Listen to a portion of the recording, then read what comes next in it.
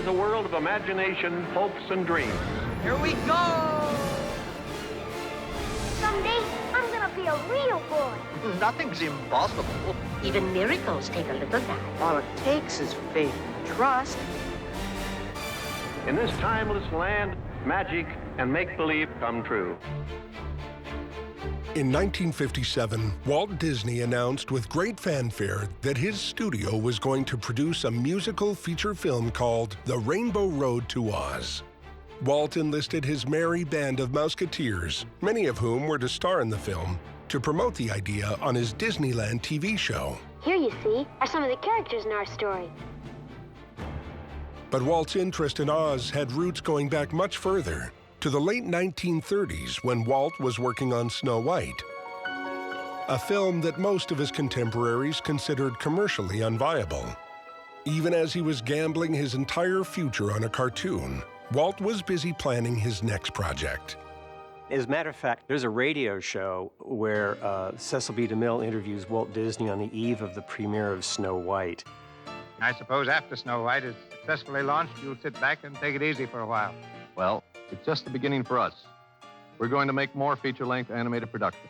Try to make use of all that we've learned in the 3 years required to produce Snow White. Walt Disney's interest in the Oz stories is a real natural fit to Walt's particular personality, because the Wizard of Oz stories have been acknowledged as being probably the first great American fantasy literature for children. It's not rooted in any European fairy tale traditions. Walt Disney in particular, coming from the Midwest, had those same roots and those same sensibilities. So Walt asked his brother Roy to investigate the possibility of getting the rights to the Oz books, and he just missed out getting them because MGM had just bought them for the 1939 classic. The irony is that it was the success of a Walt Disney cartoon that prompted Samuel Goldwyn to purchase rights to the wonderful Wizard of Oz book in the first place. Goldwyn was encouraged by the enormous popularity of The Three Little Pigs, which demonstrated that adults and children alike could be charmed by a fantasy film. And Samuel Goldwyn held on to the rights, and they were going to make it as a live-action musical, an expensive Technicolor production at Goldwyn. But at the same time, Paramount Pictures acquired Alice in Wonderland and made a live-action version of that, which was rather disastrous. And so Goldwyn said, okay, let's back off. Then, at the end of 1937, Walt Disney releases Snow White and the Seven Dwarfs, and it's a huge hit. I mean, it had been seen by more people than any other movie up to that time. So everybody else then started thinking about, well, you know, what else can we do then? The success of Snow White erased any doubts that adult fantasy could work, and it paved the way for Goldwyn to produce his classic. Walt Disney would have to wait. But when it came to a good story, Walt had a memory as long as the yellow brick road. It would take more than a decade and the help of another Disney princess before Walt could once again pursue his dream of going to Oz. By 1950, Cinderella really relaunched the Walt Disney animation as the biggest game in town. Nobody could tell a story like Walt could. It was a tremendous success, and he started thinking about Oz again. And finally, in 1954, he did buy 11 of the Oz books to pursue his film projects. It was originally conceived as a two-part television show for the evening network program that Walt was doing. And this is going to be Walt Disney's first foray into a live-action musical fantasy. And he saw it as a great property for the Mouseketeers. Well, we were in our last season of the Mickey Mouse Club. At this time, Bobby, Annette, Karen, and Cubby, all of us were starting to reach our teen years, and word got out that he was going to go forward, and he was going to take one of the books and produce it. And I was so excited. The summer of 1957, Dorothy Cooper is drafting a screenplay. The musical team of Buddy Baker and Tom Adair were starting to write songs. And at one point it's announced as a two-part television show, and yet within a month it was already being planned as a feature film. To help promote the idea on the beginning of Walt Disney's 57-58 television season, they had a sequence where the Mouseketeers come up to Walt Disney and say, hey, since the studio now owns the rights to the Oz stories, why not do a musical, and can we be in it? Now, I'm going to make a picture out of the Oz stories. I got asked to be the Scarecrow, so I did a song and dance. She'll go dancing along Our happy little patchwork way. And then the end of our Rainbow Road to Oz TV show was this big cake. We danced around to the top of it, and then fireworks came out of it and all, and we were singing this great song, the Rainbow Road to Oz song, which has stayed with me all these years. Up we go, the rainbow-covered skyway. Up we go, the rainbow road to Oz. Off somewhere far away. And then they had Mr. Disney come on, but his expression was sort of like, okay, that's it. That's a wrap. You could see the brakes and the cylinders going back and forth, and he was thinking, maybe not. And Annette said, I don't see him smiling. I think at that point he was probably thinking, no, I don't think it's gonna work. Before anyone really knew, the word came down, so. Doreen and Annette's premonition that day was correct.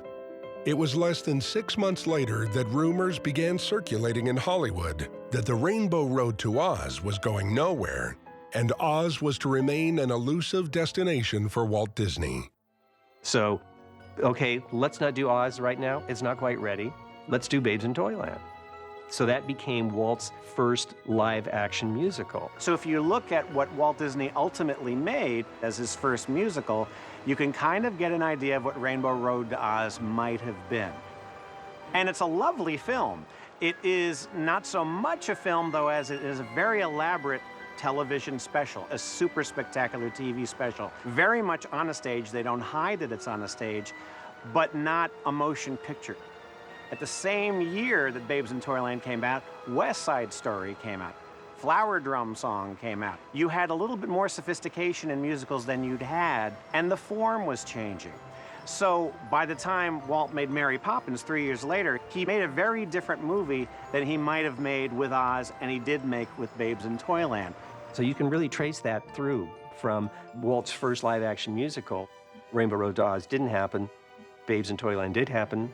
And from that, he knew we need to go outside the studio. We've got to get Broadway caliber talent. And getting Julie Andrews, from Broadway, and really doing a much bigger scale production of Mary Poppins. So I think what he learned from the process led him to make the greatest film he ever made that brought together all of the things that he loved so much. Mary Poppins probably owes a debt to the Oz project that never was. But Oz was not dormant. Typical of Walt's like, well, where else can we do something with Oz? They started developing an attraction at Disneyland. And he decided to have his Imagineers look into the possibility of including some of the Oz characters inside the Storybook Land ride. And this was going to be for a thing called Big Candy Mountain. And inside Big Candy Mountain was where the Emerald City was going to be. And the plan was to go through the ride and see all the characters that you love from the Oz films and the books. He took it quite far in terms of development, but it never quite came to fruition. Jimmy Johnson, who was president of the record company, knew the books were there, and he was adapting a lot of stories for records. And he adapted The Wizard of Oz. One of the first albums they did do was The Scarecrow of Oz, based on the bound book, starring Ray Bolger, narrating it, perhaps the only other time he actually played the role of the Scarecrow again. And more albums followed. The record albums enjoyed considerable success, but Walt Disney died in 1966 without ever seeing any of his large-scale Oz projects realized. But in the 1980s, there was an effort to attract a more adult audience to Disney films. And ultimately, out of that came The Return to Oz, which was released in 1985, which finally became Disney doing a live-action production based on the Oz books. The director was Walter Murch, who was very well respected by the film community. So he made his directing debut on Return to Oz. Return to Oz is groundbreaking in a lot of ways.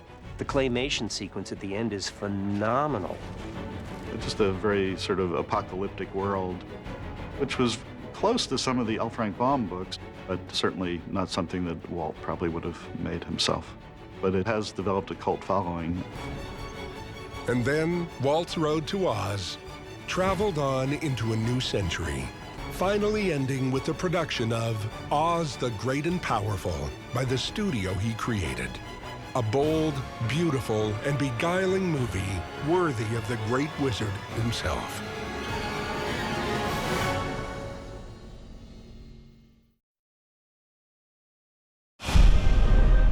There's no rule book for creating these worlds. You have to sort of just sit down and start playing with it and discover it along the way. For me personally, there really is no other outlet of creativity I can think of that even approaches this scale, and that's part of what I love about this job. Working on a film like this, it becomes the sort of ultimate collaboration with other artists. So for me, it is probably one of the more special films I've ever worked on.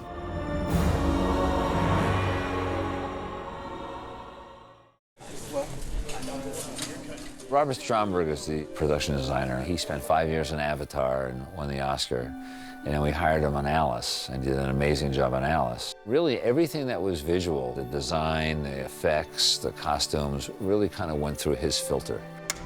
I always like the beginnings of a movie. That's the part where you express the most and you experiment the most. And a lot of the gems that end up in the final film are sparks from that period of time. I spent about 6 months with Sam in a very small crew, just coming up with ideas and a direction to take this thing. I've, of course, scoured the books, and in the books is very primitive artwork. But what I wanted to do was to not copy anything. I wanted to have influence, definitely from the books, and create a place that I would want to go see and be immersed in. You're in Oz. It's like no place I've ever seen. It was a new experience for me working with someone like Robert, because I've never had to have an entire world built before. I think Robert created an original and breathtaking new take on the Land of Oz. And that's one of the joys of working on this movie, is going to the art department, and it was changing every day. Robert had a new painting of this world over here, or of this new set over here. It's been that experience, that immersive journey. I was a huge fan of the classic Disney projects. As a matter of fact, when I was a kid, I had a book on Disney, and I used to draw every picture in that book and then show my father these images, and he would encourage me to do more. So I know Disney classic art like the back of my hand. So did that come into play here? Yes, absolutely. Here I have the opportunity to design Oz under the banner of Disney. So what I decided to do was approach it in a way that respected the look of what we know to be the Land of Oz, but inject an influence of the classic Disney design. So I looked again at the Snow White, looked again at Bambi and Pinocchio, and tried to infuse some of that into what we were doing.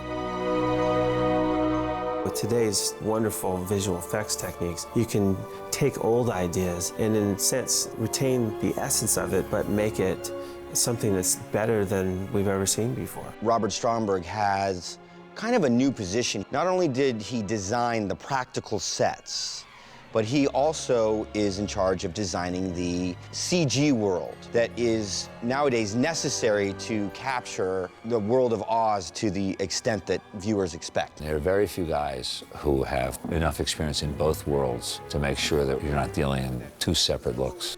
In the old days, a production designer would pretty much leave after the last day of principal photography. And then it was up to a team of artists who were completely disconnected from the first process, trying to fill in all those blue screens. And I think the way that we're going now is that a production designer has to not only start from the beginning with designing the sets and having those built, but also being a big part of what goes into those blue screens. At the start of the production, Sam and Rob Stromberg and myself sat down and talked about the feel of the movie, and it was their feeling that we wanted to capture a very early Hollywood studio type of feel. And that meant not shooting the whole movie on a blue screen. It meant building real sets and having real extras there. I mean, they don't make movies like on all stages on that kind of scale anymore, and I thought it was kind of a great thing and a great thought. It was important for me to have a lot of sets for the actors. I really wanted them to have something to touch and something to see that was real. And out the window, I didn't mind if they would imagine the world, but I wanted them to be in a real place as much as possible. When I signed on to the project, I assumed that it was gonna be blue walls, blue floors, and a blue ceiling. And then when I got here, I realized they built everything. You have Emerald City on stage 1, you have Glinda's Castle on stage 2, you have Whimsy Woods on stage 3, you have Yellow Brick Road on stage 4. The Land of Oz is here. There was an actual yellow brick road, and my castle was a fairy tale, but it was complete. It was right in front of my eyes. You know, I think that Sam and Robert went to great efforts to make the actors feel like they were at home in these places. I have a beautiful big throne and a beautiful big stairway to make my entrance down, and it's very kind of grandiose and palatial and royal looking. It's a palace. He's made a beautiful palace. As a film lover, it would be cool to visit, let alone get to act on them. And it just makes it better for the actors to embed themselves in the world, even though it's a fantastical world. As an actor, yes, it really helps to actually be standing on a physical thing. When we're there and figuring it out, it really helps to be like, well, there's a fountain here. What if, and I can fly. What if I flew up on this fountain? You get so much more, I think, collaborating as a team if you're all looking and standing on the actual set, as opposed to what's going to be there is only in 3 people's mind who've seen the computer animation. You're going to use this. We have 8 sound stages here, and we have a rotation of 3 sets per soundstage. So that's 24 right there, plus there's a number of partial sets or all blue screen sets. But we're somewhere around over 30 sets.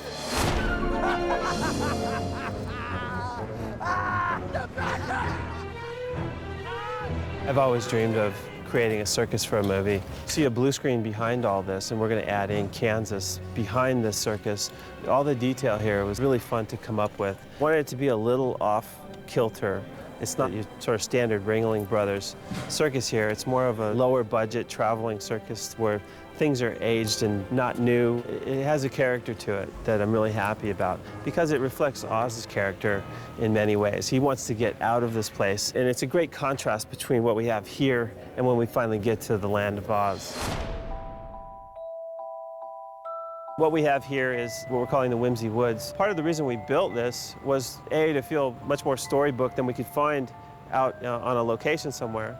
I think part of the discussion early on was not going to a location because it wouldn't have the right artifice. It should have a bit more of a theatrical feel to it in the lighting and the way it's built. You can see here we have these trees, and I'm a big fan of some of the early Disney films, and you know, I love Snow White, so I took some of the trees from Snow White and brought those to life. Each one of these trees is hand carved out of foam and then layers of plaster. There's actually craftsmen come in, sculptors really, based on designs from the art department. Start with just blocks of foam and sculpt them just like you would clay. That's then layered with layers of plaster. Then we have painters that come in who know how to paint things to look photoreal. Then we have greens come in, and they detail it with mosses and small plants. Those are the first things to go in here so that we could get the spacing correct. So these big trees are very storybook, but they started from just raw materials. It's by far nothing you could ever find on a location.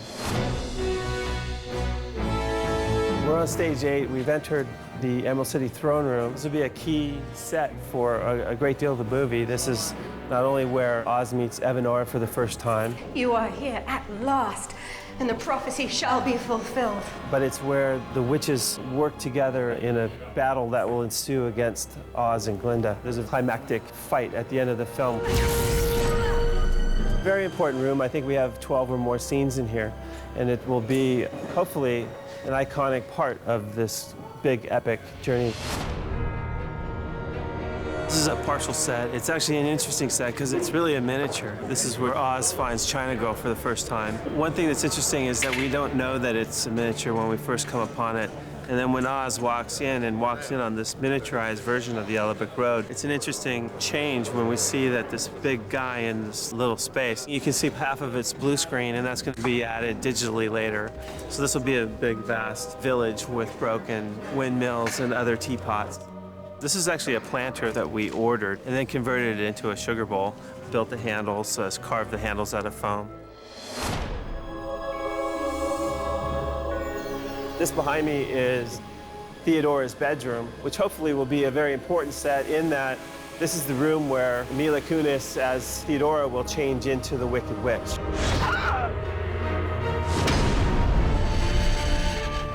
We have these finished designs on paper. Obviously, construction comes first, and it's maybe an interesting thing to see how it begins. I have great people like Nancy Haig, who's a wonderful set decorator, wonderful art directors working with me on this, and this will transform from this very plain-looking nothing, really, into a highly textured, vibrant room. Well, what you're looking at is the courtyard of Glinda's castle. We want to sort of stay in this sort of classic Disney world. I've come up with a mixture of sort of traditional castle meets Art Nouveau, and hopefully come the Gardens of Babylon and have a classic Disney look to it. Glinda's obviously the good witch, and she has a sort of bubble theme built into her, you know, personality, her character. Just the surfaces of this castle will look like a castle, but if the light hits it just right, we've added a certain sheen, which is the iridescent sort of bubble-like quality to it, and full of color and greens and very organic. Trying to create a contrast between Glinda's world and Emerald City, which is much more hard-line, vertical, Art Deco sort of feel to it, masculine, if you will. This is much more Art Nouveau influence. The curve's very feminine. The interesting part for me is to actually start with a pencil doodle or a color illustration, and then to see it come to life. It's quite a miracle, and my hat's off to the talented army that it takes to do this. But for me personally, it's just amazing to me that a thought can come out, hit a piece of paper, and end up a physical thing at this scale. I've been working in movies for 25 years, and I'm still not quite sure how they get made.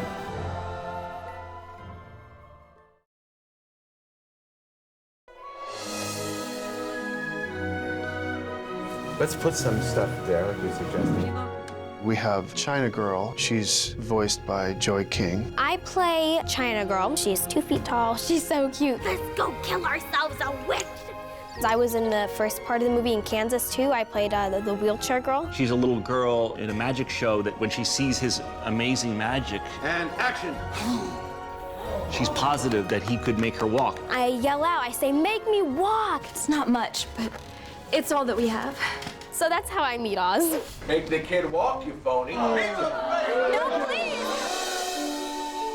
And then in the world of Oz, we see this little girl who's, in a sense, a reincarnation of that young little girl, and it's Joey's voice. Sam, to be clear, should I just say last night the whole town was celebrating? I'm not really making it clear when this happened. All right, try last night this time. Okay. Sure. Very good. When Oz first meets the China doll in this beat-up town, her legs are broken. My legs are shattered all on the floor since I'm made of porcelain. He fixes her legs and essentially makes her walk. Last piece. It's a really heartfelt moment. I think it's one of the most moving moments in the whole film when he's sort of saving this little girl in a way that he couldn't in his real existence in Kansas. You did it.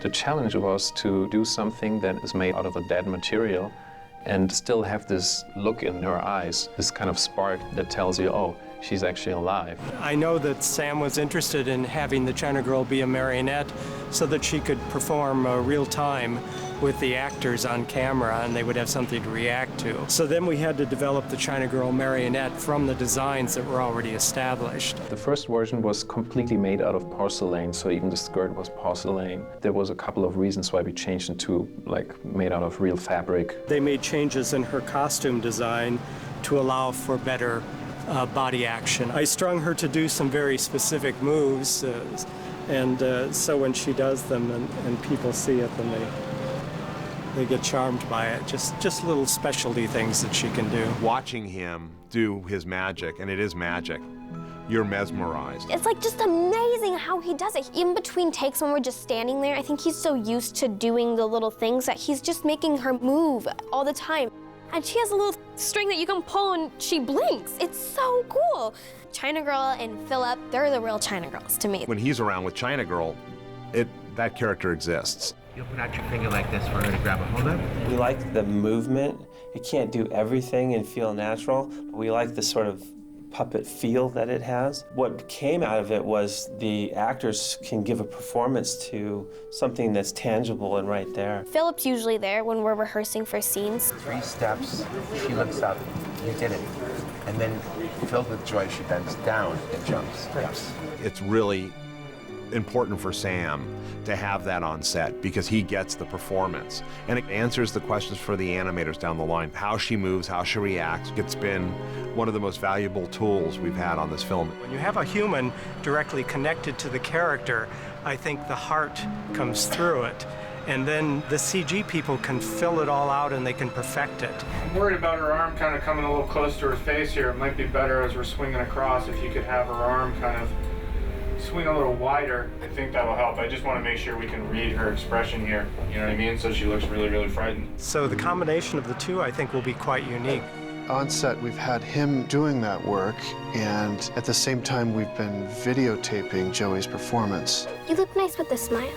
They're not really doing the motion capture with me. What they're doing is they're filming my face. So they're CGI-ing my face onto China Girl. Gifts? What kind of gifts? So I think we're trying different techniques to get better performances out of the main actors, but then also have something as reference for the post-production people to use, so they're not starting from scratch when they dig into these characters. Animators will go in and take the best bits of each of those different performances and bring them together to make something that's hopefully, bigger than the sum of the parts. That feels good. I think we should get these 2 shots in front of the director and see how he feels. For me, the core of that artistic challenge is we have to fight really hard to make those engaging, emoting, lovable characters that the audience cares about and that have a connection with other actors. It's perfect.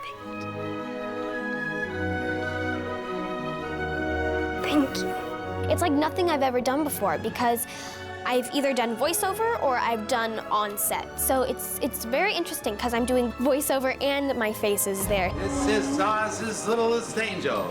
Joey King, happy birthday. Please join me now in a rousing chorus of the song.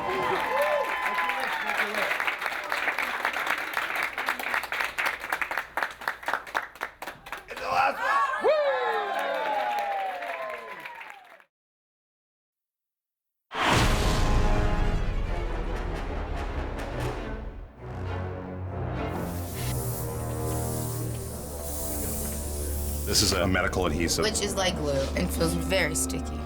But this is kind of like a contact cement. That way it sticks all day. It truly is incredibly overwhelming to think, how would you ever take a character that's been so immortalized and do something different with it or not do something with it? This is zinc oxide. This is powder to make me less sticky. I've never done anything remotely close to this. And I felt safe, I guess, in the challenge because I was surrounded by people that I respected so much. This is actually the most important part of putting the makeup on, is just getting the chin locked down on the right place, and then everything kind of fits and goes from the center out. So I always get my serious face on, right? Howard Berger did a brilliant design for the Wicked Witch of the West. It's all foam. It's pretty pliable. Very. It's funny how we started with the most advanced in technology, and then it's kind of backstep to old school, what we used to do in the good old days. It's odd, you have all these new chemicals and new supplies, and then you finally go, you know what? I like the way we used to do it back in the 80s. And once the piece is glued down, we have a mixture of thinned down spirit gum and alcohol, and that we just go over the edges. That's an old Dick Smith trick. Dick Smith is the godfather of prosthetic makeups, essentially. Did Little Big Man in The Exorcist and Amadeus, and amazing makeup artist, so this is a little trick we've been using forever. Peter's doing that. I'm grabbing Mila's forehead and nose, which has these hand-punched eyebrows. Mark Boley, who's our hair supervisor on the show, spends many hours of his day punching Mila's brows. The first real big book that I ever read in English was The Return to Oz. My brother used to read the Russian version, and I always thought it was a Russian book until I came to America. That's a whole other story. I think I was in 3rd or 4th grade. My parents were trying to get me to read in English because I barely spoke it. They figured, why not give her something that she likes? So they gave me The Return to Oz. Our first initial idea was the studio's going to say, we're paying for Mila Kunis, we don't want to cover her up and stuff. So the first designs were a nose and a chin. I took the art to show Sam, and Mila was there, and we looked at it. Right away, Sam tossed aside the subtle stuff and went, no, it's the witch. I want a big, scary, nasty green witch. And I looked at Mila, and Mila went, yeah, if we're going to do it, let's go big. And I, for the record, wanted warts. yeah, well, we did. We tried warts. Yeah, and Sam was like, no. Yeah. For me, the things that stand out about Mila are her eyes and her mouth. Those are things that I always wanted to preserve, and I knew that we weren't going to change her eyes. Obviously, she has contact lenses in when we film, but I didn't want to put anything around her lips because they're very defined and distinct. And Thanks, Howie. sure, and beautiful. But those were two things I really wanted to keep intact and maintain, and I think we ended up being pretty successful. There's things that Mila had a lot to say about when we were designing it. Like, she finds her face to be kind of oval, and we changed that with the chin pointing a certain way and how long it was, and raising up her cheekbones and making them feel more sculpted. This part's cold. But that's why we used the hair. I know, that's why Howard's the best. Howie decided to start blow drying the paint as he was putting the cold paint on me. Because before it was really cold. Yeah, it was really cold. Yeah. Yeah. Well, at 4 in the It's morning. not like I'm a prima donna. It's No. just cold at 4 Yeah, a.m. it gets cold in here.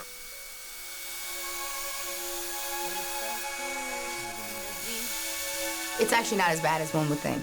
We do it in under 2 hours now. I lost count of how many green tests we did, of like what was the perfect green. Was this too mint green? Was this too blue? That had too much red. And they're all layered green. It's not just one spray of green. Now we're going into the next color, which is a slightly lighter. I based them on the Frankenstein colors that Jack Pierce used for Boris Karloff's Frankenstein makeup. We call them Theostein 1 through 5, because there's 5 different colors that go into Mila's paint scheme. Mila doesn't act like she has the makeup on. She doesn't let it inhibit her and isn't afraid to use it. And it makes it very, very successful. I'm very lucky that Mila's in my makeup that I designed and that she brings it to life on set, you know? So thank you. Howard! That's the nicest thing ever. Thank you. It's true, though. I do a little bit of a splatter just to break stuff up, and then I even it out later. It just kind of gives it layers instead of it just feeling like you've painted a car at Earl Shives or something like that. Fantastically long eyelashes. Yeah, they're so ghetto with your utensils. Okay. Okay. I'm gonna move on to the shadow color, where we do Mila's jaw. This just kind of helps define Mila's jawline a little bit more, and also her cheekbones. So Mila, this isn't the first time you've had prosthetics, though. You said you've had prosthetics. I had on set of prosthetics your before, showing. yeah. Never so many days consecutively. Right. Never quite this extensive for this long of a period of time. I'd say Building up. the maximum that I can do is 9 hours. We've had like 14-hour days. We've had 14, yeah. 15-hour days, but 9 hours before it starts feeling like you have little bugs under your skin. Yeah. That is it, loosening, Yeah. and you feel it on just your pores and the little teeny hairs, and it starts pulling away, and it does, it starts feeling itchy. Well, at least people don't move away from you or don't want to eat with you, because when I've done like zombie Children. shows and stuff, well, children, Children are not digging. not my friends. No. No, and there are some people here that have kids Right. that seem to not want to have a conversation with me, which makes me feel really sad about myself. This is me talking to a 4-year-old. I'm like, listen. What's the matter? What's wrong with you? Don't judge. Yay. Fantastic. Huzzah! Huzzah! The great Mila Kunis. Mila is a very strong person, highly intelligent, and that comes across in the way that she portrays Theodora. Farewell. Yeah, roll please. Rolling. The hat, the costume that Gary Jones and John Casey designed are just phenomenal. I love the witch costume. This is it. I can't go longer. She's a wonderful actress, totally up for the challenge. If you said, I think fingernails, she said, how about longer and black? Her enthusiasm was infectious, and she knows how to rock it, as she says. We were always trying to figure out how we were going to deal with her hair. Was it going to be this or that, or like wiry? I think Robert Stromberg came up with this black thing, which I love. That's like one of my favorite design aspects of The Witch, because I've never seen it before. Howard's really a great professional to work with. He's wonderful on the set. All the actors seem to really like working with him. He's always on top of it, seeing to the details, making sure it's kept up and looks just as good as it can for every shot. He really took his raw materials and developed her features into something wicked and twisted in a fantastic way. And action! Don't you recognize me, wizard? First time I saw her together, seeing Mila's personality come through The Witch, I was like, this is really iconic. I mean, I think people are going to look at this and go, that is a super cool witch. Now, who's that? Don't you recognize me, wizard?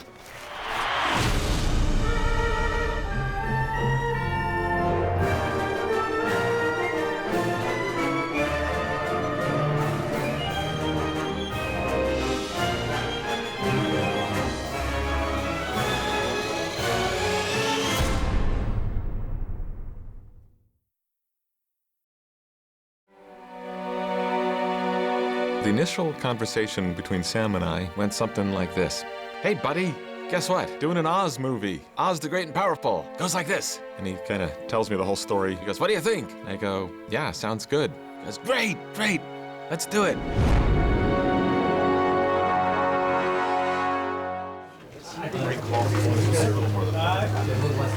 Yeah, in 43, could we get a little more of the flutter? A little less than Sam and I have worked together since Darkman. Darkman had to be after Batman because before Batman, nobody ever offered me anything but wacky comedies. He's always been really fun to work with. It hasn't really changed much. I can't say that we have shorthand. I can't say I have that with anybody. Every time you're starting all over again from scratch. With Sam, there is a great pep talk he gives when he's first talking about his stuff. So it's like, it's gotta have heart, it's gotta have soul, it's gotta have punch, it's gotta have pizzazz, it's gotta have emotion, which I know very well and I really love. It's a great part of Sam, very vivid and inspiring. Go on. I want you to have it. When I have the initial conversations on any film, I actually try not to have any specific ideas because I find they're always wrong. Usually I wait until there's a rough cut and I try to think of nothing until I see the first images. However, in this case, Sam did call me and he said, we need to have some production tracks on the set. So I wrote him a waltz for the music box because there was a scene that they had to shoot where they had to dance to it. So that was written early. What I didn't know at that time, but I was hoping, is that it would turn into a big Wicked Witch theme and follow her. I heard it a year later and was like, I can use this. This has actually kind of got a juicy thing going that I could grab hold of. I felt like I inadvertently got myself a big head start. May I have this dance? And Sam was very, you can't do that, it's a real pretty waltz. And I go, trust me. And there was a point where he came back, look, here's another version of the waltz. And he was like really surprised that this really nice little waltz could transform itself into this Wicked Witch theme. I just really, really had a lot of pleasure with taking that music and twisting it around for Theodora and following their characters with it. Now it's time for some gifts. The first scene I approached in the movie was the last scene of the movie, which is not uncommon for me. Normally, I like to start with the main titles and the finale, the end of the movie.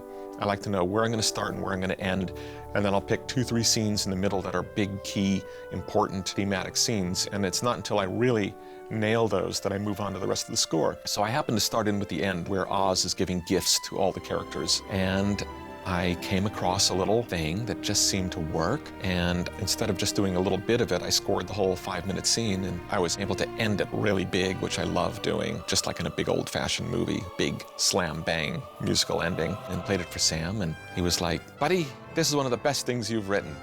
And I go, wow, I've got a Wicked Witch theme, and I've got an Oz theme, I'm out the gate. So it was a unique situation for me, because I usually have to struggle quite a bit.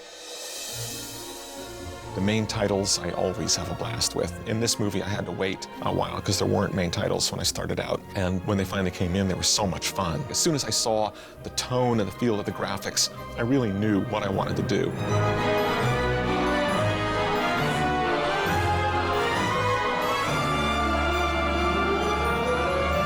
I wanted to go with it. I definitely didn't want to fight it. I needed to play the themes. I wanted to give an overture for the movie, but at the same time I wanted to give kind of a fun, almost circus-y kind of vibe here and there. It was just this quality to it that called out to me. So in my mind, I was inspired definitely in Oz's titles by the visuals. Do you grant wishes? Do I what? Grant wishes. The old wizard could grant wishes. And then I kind of jumped into probably my favorite scene in the movie. We called it the preparation montage. It's the first time we see Oz in charge. The reason it was my favorite is that I got to play very, very small and sweet with Oz and his theme when he's explaining to the China girl who he's putting to bed. He tells her a story. And then it goes to Oz getting inspired and talking with Glinda about his plans. And so the music gets to kind of take another level. What is this? A battle plan. But then I really get to cut loose, and we've got this big montage of the preparation of all the parts of the mechanism that he's putting together to fight Theodora. And that's where I really got to pull out my Russian stops, which I love doing. I get into my Russian blood and get right down to these kind of big percussive things that just make me really, really happy when I'm doing them, because it's like right out of late 19th century, early 20th century Russian composition. That's my favorite on the planet.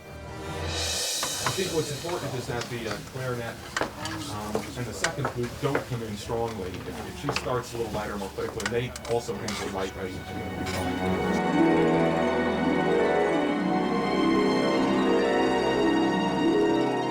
Every film score is a race. We could have 5 or 6 weeks, we could have 12 or 14 weeks, but however much time it is, it's not a long time. It's a race to that deadline, and the thought of not accomplishing the task is inconceivable. I was on my 8th film in a row without a break, starting Oz the Great and Powerful. I was worried about being exhausted, and the opposite happened. I actually got home from London, started up on Oz, and 3 days later had my first presentation for Sam. And I can't remember when I've had more music flowing out of me more easily than on this movie.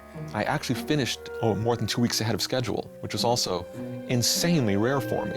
Usually I'm begging for a couple extra days. I'm going to always look back to the score on Oz the Great and Powerful as one of the most effortless giant scores I've ever done. In many ways, much more effortless than many scores that were a quarter its length. It was a whopping 110, 115 minutes of music. It was a unique and wonderful thing to go through that and to start where I thought I would be so exhausted and end up, in fact, so energized that I felt like I had more energy than I'd had in years. This was just one of those really rare projects. I had a real blast with it.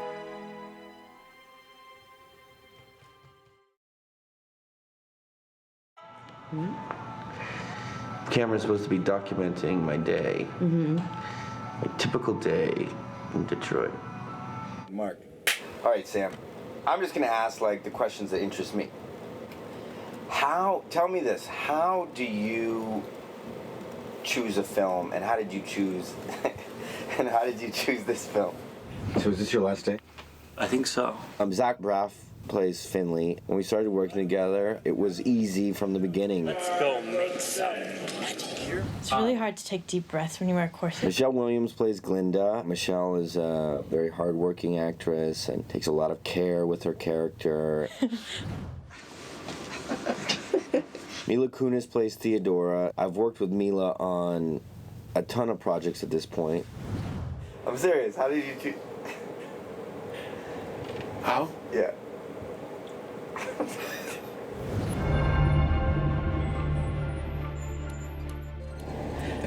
I read the script. Yeah.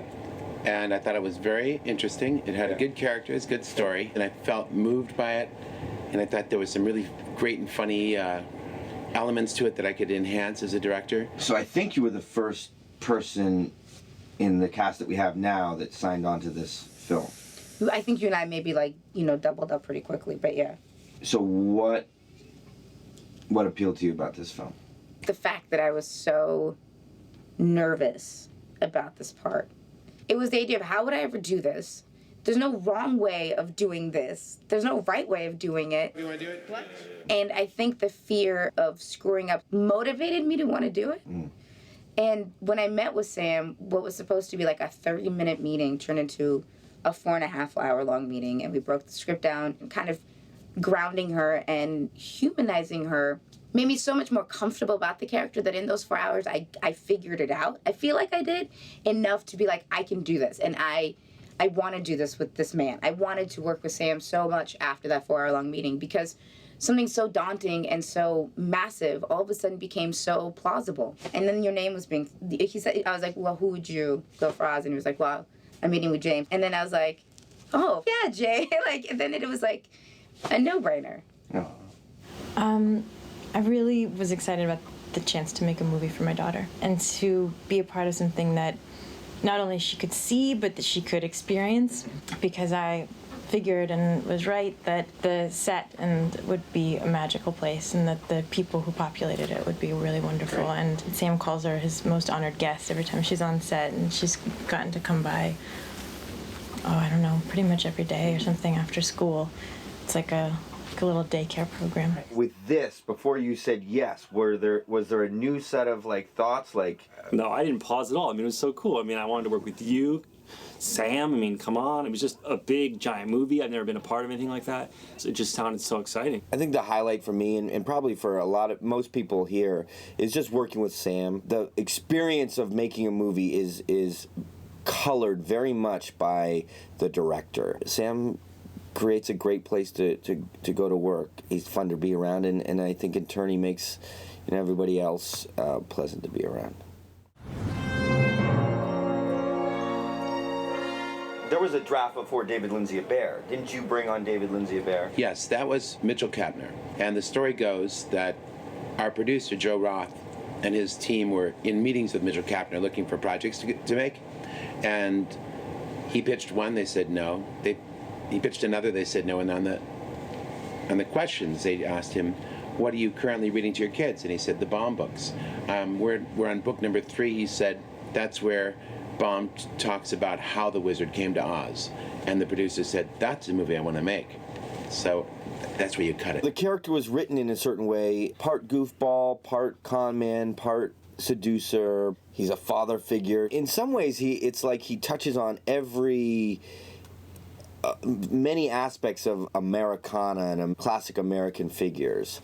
I love that character because of that. They hired him to write what he was interested in about the story of Oz. Apparently, there were mentions of it in different of the Baum books, and Mitchell said he put it together in some chronological order, and then made up the rest. I mean, not all of it was from Baum's books. But give me a sense of that script. How was it different than what we have?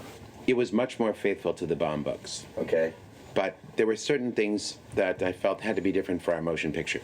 Right. Because being truthful to the original materials part of the trick, but not all the trick.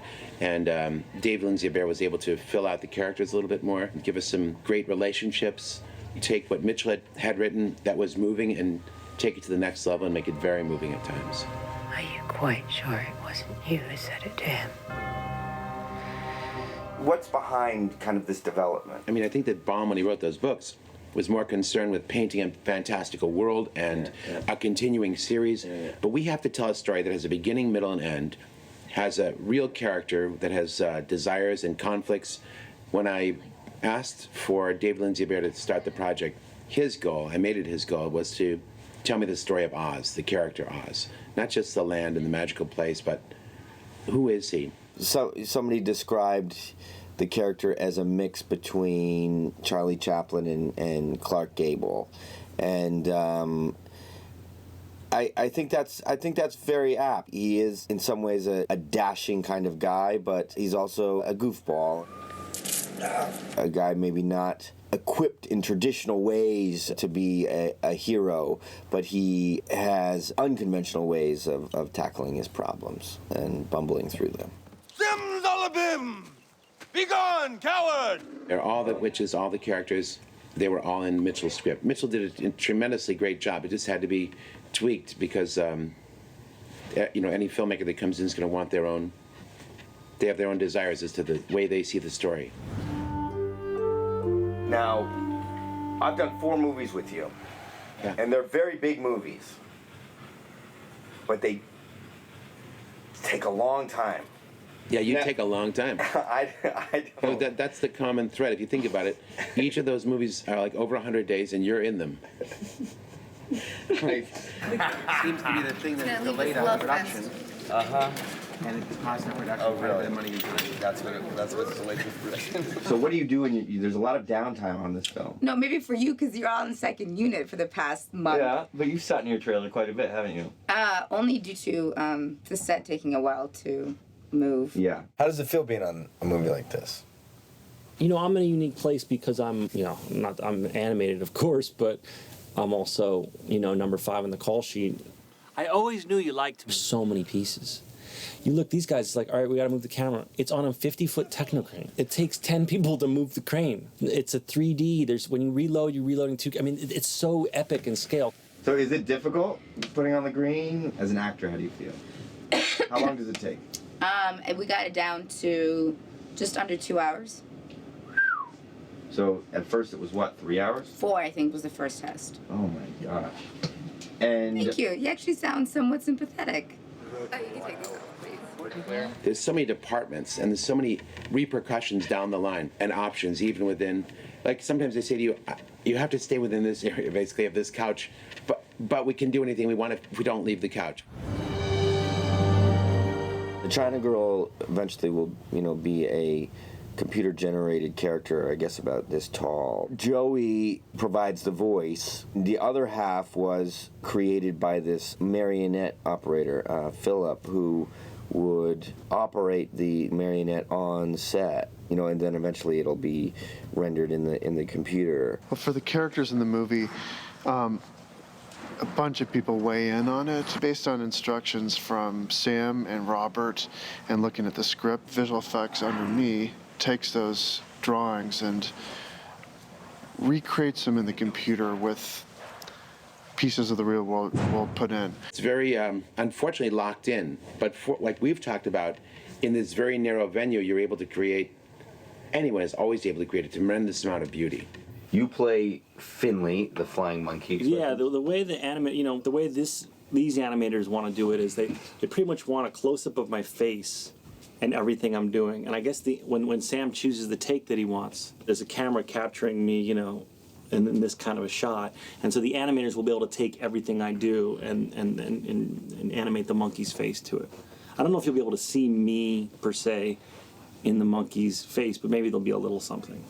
We just are trying to get it less like turnkey technology and more like really analyzing Zach's performance and looking through key beats of that. Rather than me sit there for 2 weeks or whatever, they just shot the monkey, but now they need all those reactions. So we shot Sam talking me through it. Okay, now they're dancing, and so there's a whole bunch of spots in the movie where they got to get my video reaction. Certain photos I found actually of capuchin monkeys showed very, very expressive brows, and I thought that'd be perfect. This is like a flying, it's a total made-up creature, flying 36-inch tall monkey. So there's no point in me doing much blocking. I do some of it, like with the puppet on stage, just so we all see where he's going to be and everything. You want me to hug on this side? But in terms of me acting like I'm this high off the ground, it doesn't make much sense. And also he can fly, so I can't do any of that. How do you put together the previs? First, I work with storyboard artists, and depending upon my relationship with them, I either give them a shot list, sometimes I draw a rough one, or sometimes I say, show me what you have in mind here. Let's see what your ideas are for presenting it. And sometimes they'll draw it on their own and surprise me, which is great. I love the creative contributions of everybody, and I count on it to make the movie. Then when I finally get a version of the boards down, ideally we would bring in the previs people, the people who work in the computer in 3 dimensions. As they're getting input from me and the storyboard artists, they're also getting input from our production designer as far as what the actual landscapes and environments look like. The whole thing's going on at once. But they're taking those 2D indications and now they're actually building it in 3-dimensional space with the camera. Wow. He showed me an animatic. I had never seen an animatic before. I'd seen them on behind-the-scenes featurettes, but I'd never had a director sit down and be like, here's an animated sequence. It was so cool. As a film geek, I was salivating. I'm sitting here with Sam Raimi watching an animatic of Oz. It was awesome. We got to the point where we're on the cliff, and Oz is freaking out, going, "You're gonna jump? What are you talking about?" And I just said out loud, I wasn't trying to impress him or anything, but I was just really dry. I go, "I have wings." Because the guy was he had wings. And it was just something that struck me as funny and dry. And he just started belly laughing over. And I was like, "Oh, it's a little funny, Sam, but I'm not sure it was as funny as you think it is, but it was clear at that moment that we'd be able to work together really well." I started on in February-ish. Mm-hmm. You started in July. But you'd already been working on it for a year? Yeah. Wow. I work simultaneously. Well, I'm doing storyboards. I'm working with Mitchell Kapner on different drafts. Then I'm working with Dave Lindsay-Abaire on different drafts. And there's a tremendous amount to do. There's meeting with the character designers to trying to figure out what China Girl looks like, how she'll move. There's all sorts of art directors, and Robert Stromberg will be more than ideas. He'll create great paintings. I had to see, what does the world of Kansas 1900 look like? What does this carnival of 1900 look like? They would have a giant balloon and people paying 5 cents for the ticket and with the sideshows. So I'd get concept artists. Yeah. They would paint me different versions of it. Today, as a production designer, you have to balance not only the physical part of getting things done with an army of people building real things, but you have to say, okay, well, if I build this much, that means visual effects doesn't have to do this percentage. That'll allow them to do this percentage in that amount of time with this amount of money. So it's a bit of a juggling act. You do get the best out of your performers because they feel like they're contributing and they're real participants in the filmmaking. I need it. I need it. It's not even something I do for the actors. I need their participation, their contributions. They have to live it. It actually would be impossible any other way. What I wanted to do, what I could do for him is just, and what you've seen me do is just, I'll just keep pitching. You're funny. Yes, let's get rid of your flying. And you just take what you like and don't leave the rest behind. Some of it'll be funny, some of it'll be stupid, and I'll just sit here in whatever situation. And you and I think one of the things that's been the most fun for this is that you and I have really grooved well with that. Like, you come up with a joke for me, and I come up with a joke for you, and All right, then, showtime. yeah. And that's been the most fun part of the whole process, and he's been so open to that. Really true to his word. Sometimes sometimes the director says, "Oh, this is the way I want it to be," and then you get on set and it's like the furthest thing from what you were pitched it was going to be. Okay, go ahead. What was the question? You said it's so easy to mess up this role. Why? Because somebody playing a witch, like, it could just be horrible, or what? Well, I think playing a witch is one thing. Playing a witch that has already been played is different. I read a lot about Frank Baum, who wrote the books, and there's some debate about whether he based the character of Glinda or the Wicked Witch of the West off of his mother-in-law. Mm-hmm. It's not just she's green. It's not like she magically just turns a funny color and then, laughs her way through life. She's a hurt human. She's a real person. And I think that grounding her and being truthful to her made this okay. And talking to Sam made it easier for me to know that as long as I play it as a real person that happens to be green, I can at least maybe think that I'm not screwing it up too much. When Oz appears, and she has a fireball and she throws it at him, the split second that she thinks that Oz really is dead, there's like a sense of hurt and like sadness. I mean, I do think that there's still some good left in her after all. I really do. So she's an innocent young woman who gets her heart broken. I'm kind of a little geekish about preparation, so I like spending as much time as I can thinking about what could possibly relate to the material that I'm working on. And this just happened to be really fun. I think I smiled. Do you feel a different kind of connection to this character than you would if you were just playing, a character with your own body? I feel apprehensive because, I put so much thought and work into it, and then you go, you're doing all that you can and you're giving everything you can, but it's going to be translated not just through an editor and a director's hands, but also through animators. Well, there are a lot of requirements. You say an iPad with a face on it or the puppet, but there are a lot of different approaches to working with these CG characters. On your back, on your face. Sometimes, if Finley would be off screen, Zach would just be there. That's just acting opposite another actor. You go first. And then when I'm performing in the same space as the characters, sometimes it's nothing. I thought you were dead! I'm doing different things. When it's a puppet, I'm still hearing Joey or Zach's voice. Whose things flew in. And so I think I'm depending on that a lot for the emotion. We always do a pass with the actors first. So I guess I'm using kind of emotional memory and muscle memory to remember exactly how Zach or Joey played it when they were in front of me. You're very good at finding humor in scenes, especially with this character too. I mean, it calls for it. Do you think about tone? I lean towards the joke. I mean, there's been a handful of times where he said to me, that's really funny, but it's not really period. We can't make jokes. And I always err on the side of yeah, but if it makes people laugh, I mean, that's where it's good that he's the guy overseeing his whole piece. I don't think you really know someone on a film set till you do some scenes with them and see what it's like. It's really see what it's like. Right. Then I've been very fortunate. I feel we have a very close collaboration. Yeah. So much closer than it ever was in the Spider-Man movies. Yeah. By necessity. Yeah. Because we have to live with the main character, talk about him moment to moment. The whole movie rides on the main character's back. You have to be a close collaborator of mine. So Sam is, I guess, the director that I've worked with more than any other director. This is our 4th film together. Not only is he an incredibly fun director to work with, he's a very skilled and good at what he does, working with performers, but also on the technical side of things. He's just, he's become a really great friend, and I feel like we've gone through a lot together, and just plain enjoy each other's company. Yeah, I'm just talking to the actress who's in the scene. You were looking at me, so. How could anyone help but look at you? I've found that that's more and more important on movies. I'm not even trying to make this connection, but I'm just finding it like similarities to the character of Oz, where you actually were a young magician, right? That's right. Sounds like you were a storyteller. So you had many kind of inroads to different forms of entertainment or storytelling or putting on various forms of show, kind of that's true. Shows or illusions. Yeah. So, and I think I can see a bit of all of those influencing your films. Would you say so? Or Yeah. I think I'm interested in the character because a lot of the things that I am, a faker. I attempt to be a showman, a manipulator. That's what directors are too. So I see a lot of, not necessarily good things, but I see a lot of qualities in that main character that I can relate to and I'm curious about. I think I just saw in Oz a lot of things, because he's a great writer, Baum, that I related to. Someone who's a coward, wrestling with themselves and fooling others to put on a great show.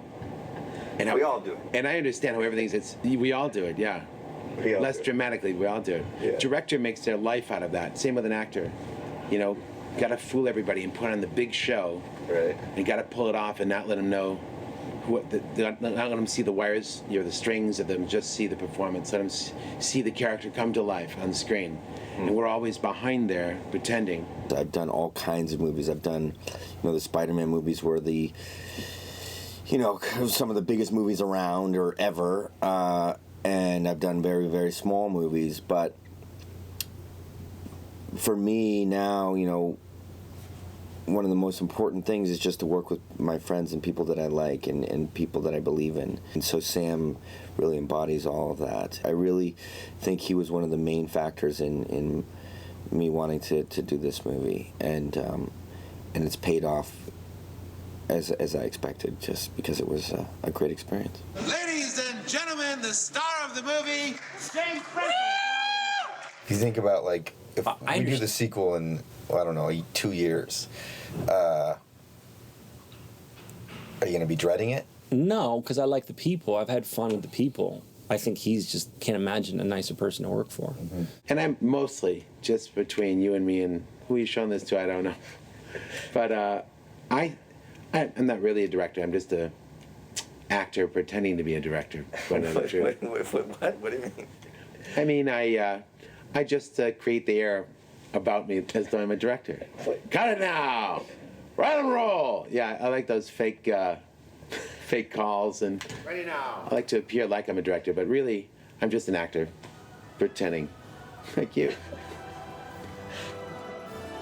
More? How much more do we No, that talk was really about, good. Barbara That was really Walters? great. I can't, my arm doesn't have as much range. Thank you. Thank you. Do I really have to go? Bye. All right. Thanks, dude. That was fun. That was good. That was way more interesting than I could have daydreamed. All right.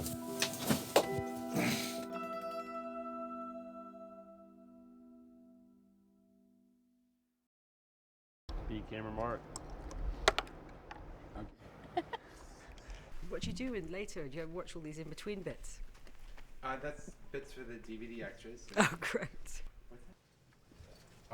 That hand was not neatly. Looks like you're trying to chloroform her. I know, my hand's so dirty though, I feel. Not in the movie, it isn't. The audience will think it smells of lemons. It's going to be clean as a whistle. Fine. But just, I don't want to cover her nose. When I call Shadow next time, that's what it costs you to count. You like the head tilt? Yes, I do. Okay. Here we go. I look a little like Rain Man, but I'll do it.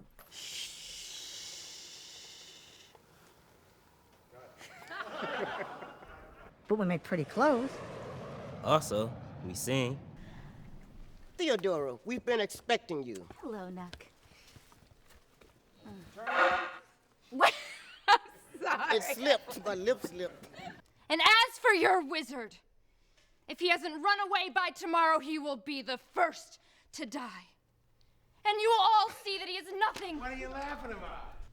I see that Evanor's gotten to you. She's the wickedest witch in all of... I can see that Evanor's gotten to you. She's the wickedest witch. I'm so sorry. I know it. I can see that Evanor's gotten to you. She's the wickedest witch in all of... I'm sorry. Oh. Too late. Excuse me. What is it sound? I just, Oh, no. in flight, I get high altitudes. I get... Beautiful. That was beautiful. It's fine. Please stop. It's all good. Bob, do you want to Bob, do you fire to me? Okay. 3D dance for Bob. Bob. Okay. Bob Are you ready, Chancey? Yeah. Give me that!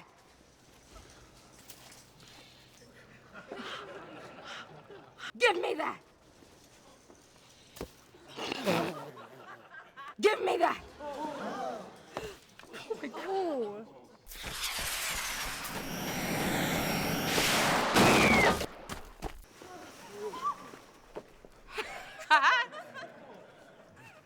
Action. Speech. You laughing at my performance? Oh, for God's sake. All right, let's go again. Sorry. I've been screeching for a week now. I'm like this. sorry. What's so funny tonight? Sorry, I thought you were going whistling. I heard a pause there, Sam. Sorry, buddy. I have to whistle, not him. I'm going to whistle to you.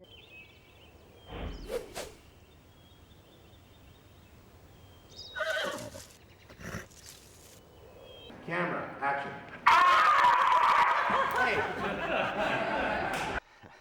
Oscar Zararoster, Frederick Isaac Horm...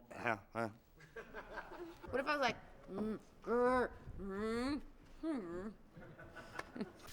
We're tougher than you. Tougher than me, eh? I started to say we're tougher than you look.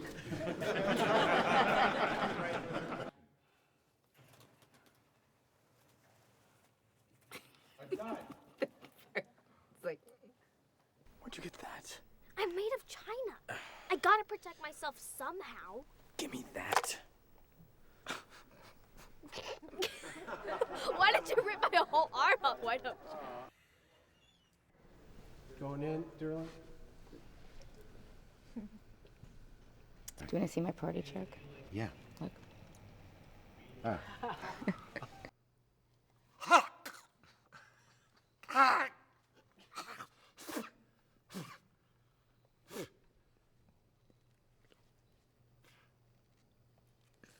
I don't know what to say next. 3, 2, 1, go! Citizens of Emerald City, witness the price of defiance. Oh, yes, she did very well for herself today, but all that is over. Oops. Kiss her, damn it. Cut. Good. Good. Stop now. Let go of the child. Now, Nook. Thank you.